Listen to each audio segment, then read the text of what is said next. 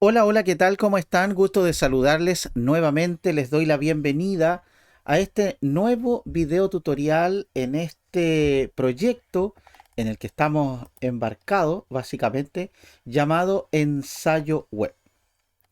Después de haber hecho los diagramas, el último que hicimos fue el modelo de la base de datos. Si lo recuerdan, estuvimos trabajando, ¿verdad? En el tema de los conceptos. Hicimos un mapa de conceptos, un mapa conceptual. Y posteriormente hicimos el diagrama de la base de datos, el diagrama, digamos, físico de la base de datos. Y luego, ¿no es cierto?, nos falta continuar. Y lo que tenemos que hacer a continuación es encaminarnos entonces al proyecto como tal en términos de instalar las herramientas que necesitamos. ¿Cuáles son esas herramientas? Las más importantes. Un servidor web con PHP, con una base de datos como MySQL, a través de alguna de estas dos opciones, CHAM o WAMP Server. Estas tienen o hacen prácticamente lo mismo, solo que por ejemplo CHAM es multiplataforma y WAMP Server trabaja básicamente con Windows, ¿ya? Pero ambas, con cualquiera de ellas se puede trabajar. La otra herramienta importante para ir siguiendo el proyecto es Git, ¿ya? Que es una herramienta para el control de las versiones. Se usa mucho a nivel real en las aplicaciones de software. Y en tercer lugar tenemos Composer, que también les voy a mostrar, o más bien les voy a enseñar cómo se instala. No es obligatorio para el proyecto, pero es importante tenerla y conocerla. Luego vamos a usar Axioma Frame, que es, digamos, el micro framework que he desarrollado para este proyecto y para otros más. eh, y es otra de las herramientas. Bootstrap, el editor de código y todo eso, ¿no es cierto? Probablemente lo podemos hacer durante el transcurso del proyecto. Bien, partamos por lo primero. El servidor. Cham, para los que no lo conocen, es un paquete de aplicaciones que incluye Apache como servidor local o servidor web. Lo que sucede es que PHP necesita de un servidor local para ejecutar sus procesos, ¿ya? Para levantar una página, para que esa página pueda verse a nivel local. Los servidores web como Apache y otros funcionan también, por supuesto, en los servidores de aplicaciones que hay en el mercado. Todo lo que ustedes conozcan sobre hosting, sobre servidores virtuales, como Amazon, Azure u otros, usan un servidor web, ¿ya? No es solamente Apache, hay varias otras alternativas como Nginx, por ejemplo, pero en este caso, al usar Cham, vamos a trabajar con Apache, que de todas formas es el servidor de aplicaciones web más conocido y más usado, por lo menos en entorno de desarrollo. Después tenemos MariaDB. También viene en el paquete de Cham. MariaDB es una versión de MySQL. MySQL y MariaDB prácticamente en términos prácticos no tienen ninguna diferencia.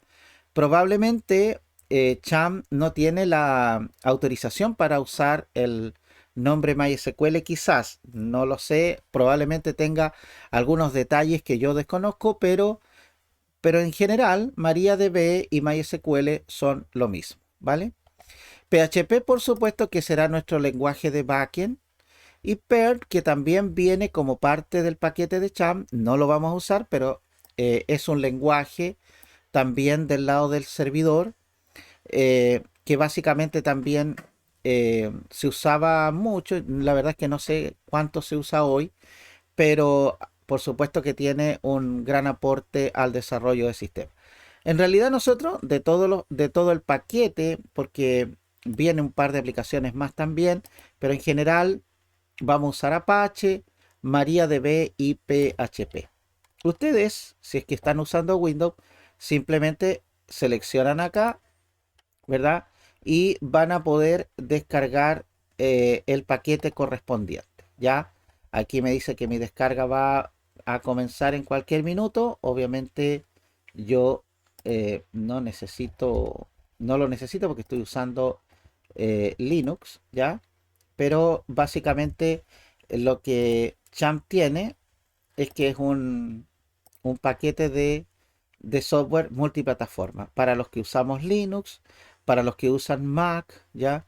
También, ¿vale? Así que es cuestión de instalarlo como se instalan todas las cosas en Windows, siguiente, siguiente. Y si tienen dudas con relación a detalles, aquí yo les comparto esta dirección, ya electrónica, también va a estar en la descripción. Estos dos elementos van a estar en la descripción para que ustedes puedan eh, ver cómo funciona. En YouTube, por supuesto, hay más lugares donde se enseñan. Yo no quisiera entrar en tantos detalles, pero básicamente este tutorial explica qué es Apache, qué es MySQL MariaDB, ya, qué es PHP, por supuesto. Nosotros vamos a trabajar con ese lenguaje y bueno, hace otras recomendaciones acá, cómo se instala. Aquí habla de una versión más antigua, pero es un detalle porque se instala, no importa la versión, se instala siempre de la misma manera, ¿sí? Eh, Aquí se recomienda desactivar el programa antivirus, pero eh, no sé si eso es tan necesario hoy, ¿ya? El tema del antivirus no debería ser un problema, salvo que tu sistema operativo, por supuesto, esté usando algún antivirus que de repente impida la instalación de programas. Si eso es así, tendrías que desactivar el antivirus al menos mientras instalas Champ. De lo contrario, no lo necesitas. Si tienes, por ejemplo, un Windows 10 u 11 que esté con una licencia válida y que esté usando el antivirus de Windows, ya no va a haber problema con instalarlo. ¿Vale? Bueno, los controles de cuenta no sé qué tan importantes son, pero esto es básicamente la interfaz de instalación que tiene Champ. Y como ven, los botones siguiente y siguiente son como en todas las aplicaciones. Aquí básicamente pueden chequear cualquiera de estos elementos. ¿Cuál es el más importante? MySQL, FileZilla no lo necesitamos, Mercury tampoco, Tomcat tampoco, ¿ya?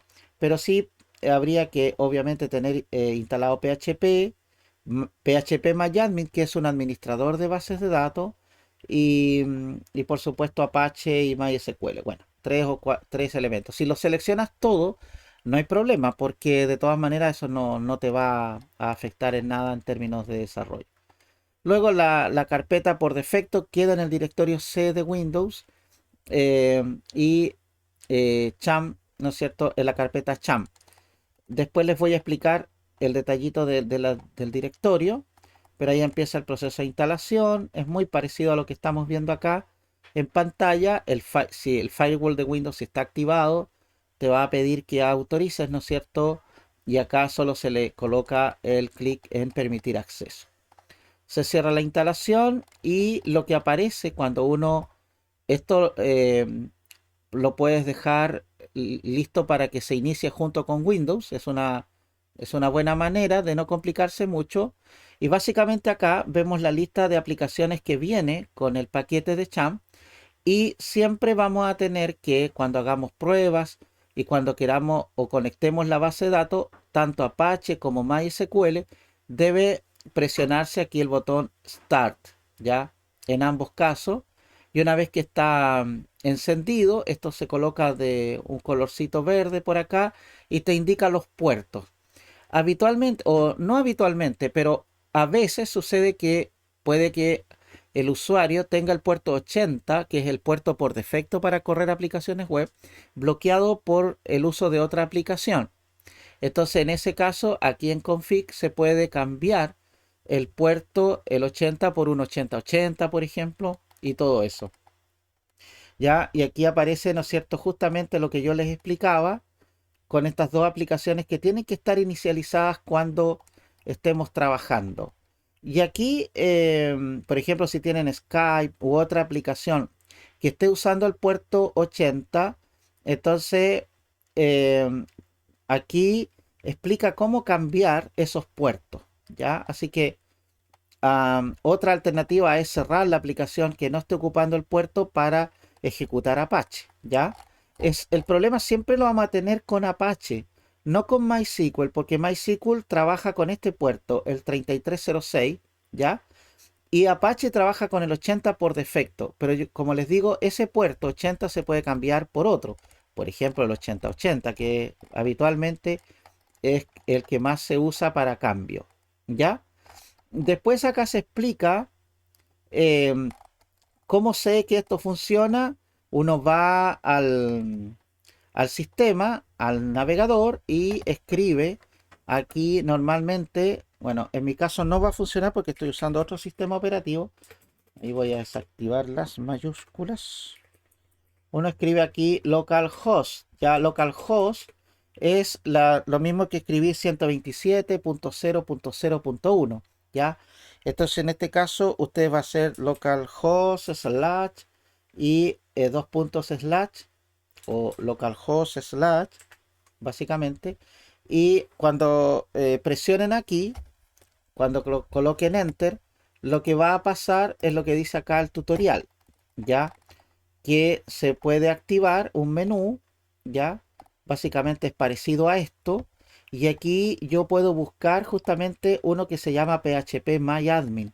Y con esto yo puedo, eh, digamos, administrar mi base de datos.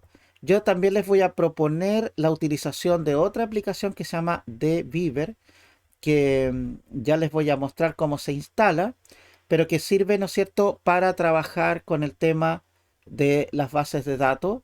MySQL tiene una ventaja y al mismo tiempo una desventaja en el sentido de que es un gestor de base de datos que tiene muchas alternativas para administrarse, desde phpMyAdmin, que es uno de los más usados, hasta la consola, pasando por un montón como Workbench, dbeaver y un montón más de administradores. Entonces, um, cuando ustedes instalan Cham, viene phpMyAdmin y básicamente van a poder trabajar acá. Normalmente en la pestaña SQL nosotros podemos escribir código, pero tiene interfaces gráficas, ¿verdad? Entonces, hay varias cositas que ustedes pueden ir descubriendo. Aquí cuando escriben, y acá explica, se escribe localhost. Bueno, primero dice que en la, en la carpeta ustedes pueden buscar en el disco C la carpeta cham y dentro de cham htdocs. Allí se almacenan los archivos que ejecuta localhost, ¿ya? Vamos a ver eso por supuesto en más detalle para que ustedes lo puedan hacer. Es decir, el proyecto va a tener una carpeta y esa carpeta la vamos a ejecutar junto con localhost, ¿ya? Bueno, eso es, como ya les dije, los voy a compartir en la descripción para que ustedes los puedan tener a mano y ver cómo funciona básicamente. La siguiente herramienta que según este temario, digamos, tenemos que quitar. En el caso de One Server, para quien lo quiera usar, prácticamente funciona exactamente igual que Cham, solo que One Server solo te servirá para Windows, ¿ya? Pero las prestaciones y los elementos son muy semejantes a Cham y tú podrías tener ambos sistemas instalados, solo que tienes que escoger uno para trabajar en este proyecto al menos. Es decir, tú puedes trabajar el proyecto ensayo web um, con Cham, por ejemplo, pero otros proyectos trabajarlos con OneServer. A medida que vayas aumentando tus conocimientos, por supuesto, también aumentarás las capacidades para trabajar con distintos sistemas. No hay problema en usar cualquiera de los dos, pero en un proyecto obviamente uno tiene que escoger. Yo recomiendo Cham porque es un poco más universal en el sentido de que, eh, no sé, lo podemos instalar en cualquier máquina, ¿ya? Pero puede también que no se adecue y de repente, bueno, Windows es un mundo, cada máquina tiene prácticamente su mundo y puede ser que a algunos de ustedes no les funcione bien Cham y sí les funcione OneServer. Ahora, estas aplicaciones funcionan bien específicamente cuando el sistema operativo está actualizado. Ojo con eso. Si Windows, por ejemplo, no tiene todas sus librerías, no tiene todos sus componentes, por ejemplo, a veces OneServer pide que se ejecuten algunas librerías de Visual C, por ejemplo. Entonces te va a pedir que vayas a la página de Microsoft e instales esos componentes. Pero no es nada del otro mundo, digamos, tienes que atreverte y que quede instalado. En todo caso, cualquier duda que ustedes tengan, pueden comunicarse conmigo a esta dirección que la he comentado antes, pero es contacto arroba profesor Galdames ahí.cl. ¿Ya? Ese es mi correo electrónico con el cual ustedes se pueden comunicar. Yo sé que mis estudiantes también tienen el correo institucional del lugar donde habitualmente estudiamos, pero también se pueden comunicar allí, no hay ningún problema. Pero yo lo preferiría porque, digamos, es el que estoy revisando habitualmente, ¿vale? Bien, ahí está. Vamos a separar un poquito ahí para que quede señalado. Bien, la otra herramienta que vamos a conocer es Git, ¿ya? Git, vamos a pincharlo todo, esto lo voy a compartir con ustedes.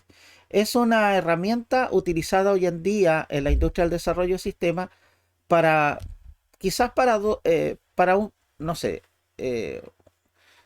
digamos que en primer lugar es un controlador de versiones, ¿ya? Ustedes saben muy bien que cuando uno hace cualquier cosa en un computador, tú necesitas un respaldo en la nube que te ayude a rescatar información en caso de un accidente tecnológico, ¿verdad? Bueno, las grandes compañías ofrecen esto gratuitamente y Git también es gratuito, pero está hecho específicamente para el control de versiones. Eh, Entonces, lo que hace Git es que a ti te permite, por ejemplo, trabajar en proyectos con otros desarrolladores y poder, ¿no es cierto?, acceder al código fuente de cada uno de esos desarrollos, ¿ya? Pero también si trabajas solo, de todas maneras, también te permite tener un lugar donde guardar tu código en caso de emergencias. Es una herramienta poderosa que tiene una alta usabilidad. Hay bastantes prestadores. Git básicamente es un lenguaje, pero no es un lenguaje, perdón, sino que es un sistema de control de versiones, pero a lo que iba es que hay alternativas para guardar el código Git en la nube. Por ejemplo, está GitHub, que es el que voy a usar yo, está Mercury, está GitLab, ya probablemente ustedes ya eh, han visto. Es una especie de lenguaje, la verdad, también. Ya es un lenguaje especial. No es un lenguaje de programación, pero sí usa comandos y digamos que desde ese punto de vista podría interpretarse como un lenguaje. Mira, eh, hay varios lugares. Yo voy a dejar esto. Esto está hecho por Bitbucket, que también es un proveedor de Git, de repositorio, ¿ya? Yo voy a tratar de ir explicando cada uno de esos detalles a medida que en el proyecto vamos avanzando. Y hay un video que es hecho por Nicolás Schurman, que es el autor de Hola Mundo, que yo también lo vi, y que se llama Aprende Git ahora, curso completo gratis desde cero. Es un video que dura 1 hora y algo, 1 hora 6 minutos, y es buenísimo. Ya yo lo recomiendo.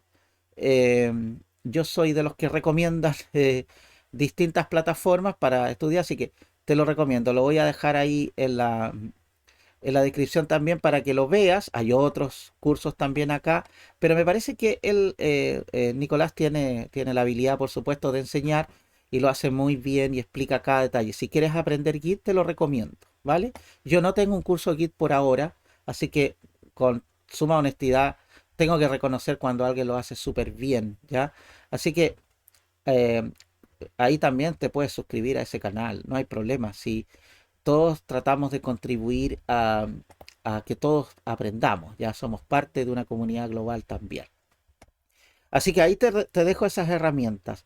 Git se instala en Windows, solamente se selecciona y puedes escoger qué máquina es la que tiene. Bueno, en realidad eh, al instalar en Windows, simplemente uno presiona acá y se instala de la misma manera como se instala todo en Windows, ¿ya? No hay mucha cosa que decir.